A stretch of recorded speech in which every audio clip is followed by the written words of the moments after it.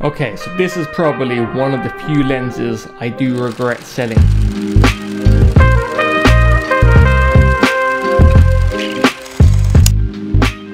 So what's good, people? Hope you're having a great week. We're in like the millionth day of lockdown here in London, so I thought there's no better thing to do than to review a lens I sold over a year ago. So I know what you're thinking, this isn't the 14mm f2.8, that's the one I sold, and I replaced it with this 10-24mm f4. Now, this is actually one of the few lenses I do regret selling. I brought it just before going to Japan, and I thought it would be the perfect lens for architectural shots and for landscape photography. But once I got back to London, I found that I wasn't really using that 14mm too much. And secondly, as I was getting more and more into video, I needed some sort of stabilized lens, because at that time none of Fujifilm's camera bodies were stabilized, which is why I picked up this 10-24.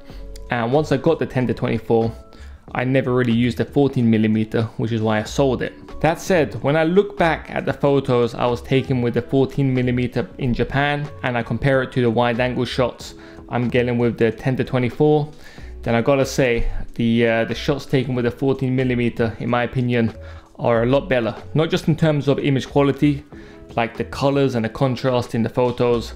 That 14mm was real good. So in this episode, I'm going to talk in depth about the 14mm and share my thoughts on it. So it's probably worth noting that there's lots of competition around that 14mm range on the Fujifilm lens lineup. We've got the 10-24mm, which is a really versatile lens. Then we've got the 16mm f2.8, which is much cheaper. We've also got the 16mm f1.4, which is considered one of Fujifilm's best lenses. And finally, there's the 8-16mm ultra wide zoom lens from Fujifilm. As for the type of photography and shots I get with a 14mm or wide angle lens, it's mostly lookups, so architectural shots, going into buildings and getting those cool looking lookups, or some sort of nature shots. So I think in Kyoto they had the bamboo forest. That's where a wide angle lens comes in perfect. I don't really use wide angle lenses for street photography, as it means you have to get really close to your subject, and that's not really my type of street photography. Let's get into today's review, and I'll kick things off by talking about some of the things I liked about the 14mm f2.8 lens from Fujifilm. So a quick note before getting into the rest of the review: the 14mm f2.8 costs around £750 new, which puts it at the higher end of the Fujifilm lenses in terms of price. So let's get back to talking positives. And the main thing I liked about the 14-2.8 is just the size and the build quality and the feel of it. So it's a pretty small and lightweight lens. The only wide angle lens from Fujifilm which is lighter is the 16-2.8, which came out at some point last year. But with the 14, it has that old school Fujifilm feel to it, like a more retro analog type lens. Pretty much the same as the 35-1.4 and the 24-1.4 and the 56-1.2. It has that nice metal feel to it without being too heavy and too big. The 14-2.8 is small enough and light enough to be carried around in your pocket. So it's not too different from the Fujifilm f2 range of lenses, where they're the kind of lenses where you can just stick one in your pocket and you don't need a bag. Now normally when I leave the house to do street photography in London, I like taking just 2 lenses and no bag. So there's a lens on the front of my X Pro 2 and also a lens I like to carry. So that's the one I put on my pocket. Now with the 14, as with the f2 lenses, I can stick that in my pocket. But when it comes to the 10-24, there's no way you can fit something like this in your pocket. As for image quality, as you guys know, I don't like pixel peeping on photos and zooming in 400% to see how sharp a lens is or a photo is. But when I compare the photos taken with the 14-2.8 with the wide angle shots taken with the 10-24, the photos taken with the 14 f2.8, in my opinion, look better. They're a bit sharper, there's more contrast, the colors are a bit better, and just in general, I just feel the photos have a nicer feel to them.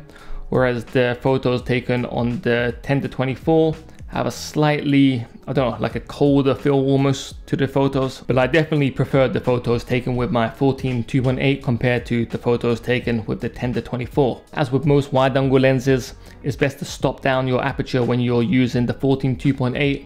So most of my photos were taken at f5.6 or above. So it's not all positive when it comes to the 14mm f2.8. I mean, there is a reason I sold it in the first place. And the main reason I did sell it is because the 14-2.8 doesn't have weather resistance. Now I've said this a million times on this channel already, so if you're subscribed, you're probably bored of me saying it. But I do loads of my photography when it's raining outside, or in the fog, or if there's snowfall. Like for me, the worse the weather, the better the photos. So I'm always looking to head out when there's like a storm coming, or if there's some sort of bad weather. And that's the problem with the 14-2.8. I couldn't use it comfortably when it started raining, so I had to switch lenses, and if you're looking to switch lenses when it starts raining, that could damage your camera. That said, Fujifilm have been making Mark II versions of their lenses recently, and they've been adding in the weather resistance. So hopefully the 14-2.8 will be a lens they look at and they add weather resistance to it. Now the second negative when it comes to the 14-2.8 is the price. So this lens new costs around £750, and that puts it up at the high end of Fujifilm's lenses when we're talking price. And the problem here is the 14-2.8 is only £100 cheaper than the Fujifilm 16mm f1.4.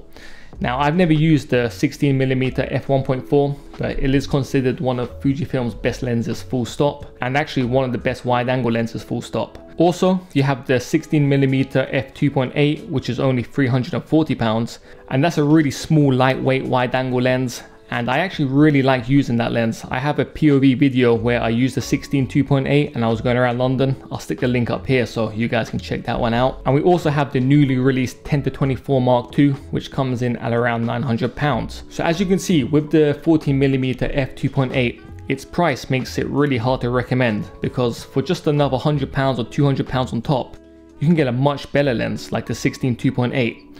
So it really comes down to the focal length you want. Now there is a big difference between shooting 14mm and 16mm. At the wide end, there is a big difference with every millimeter, whereas there's not much difference between the 56 1.2 and the 50mm f2 in terms of focal length. And finally, the 14-2.8 has the old school Fujifilm focusing motors. So it's slow to autofocus, which means it's not great for street photography, and also when it comes to video, it may not be the best option. In all, as I said a bit earlier, the Fujifilm 14-2.8 is a really good lens, but it's a lens which is really hard to recommend to anyone. And that's simply because at the price point of $750, you can either get a much better lens in the 16 1.4 for $850, or you can get a much more useful lens in the 10-24 Mark II, which is around £900, or you can save yourself a lot of money and get the 16-2.8. So it's a lens where the price is pretty much the worst thing about it. Now that said, as I said earlier, I got really good photos out of the 14-2.8, so if you can find it at a good price secondhand, I do highly recommend it. If not, I recommend paying a bit more and going for the 16 1.4, or saving your money and going for the 16-2.8. But yeah, that's just my thoughts on the 14-2.8. It is a lens I do miss, and I don't know, if I do find a good price for it, I may end up picking it up again. But if you have this lens, or you're thinking about buying this lens, just drop your thoughts or comments down below and I'll make sure to get back to you.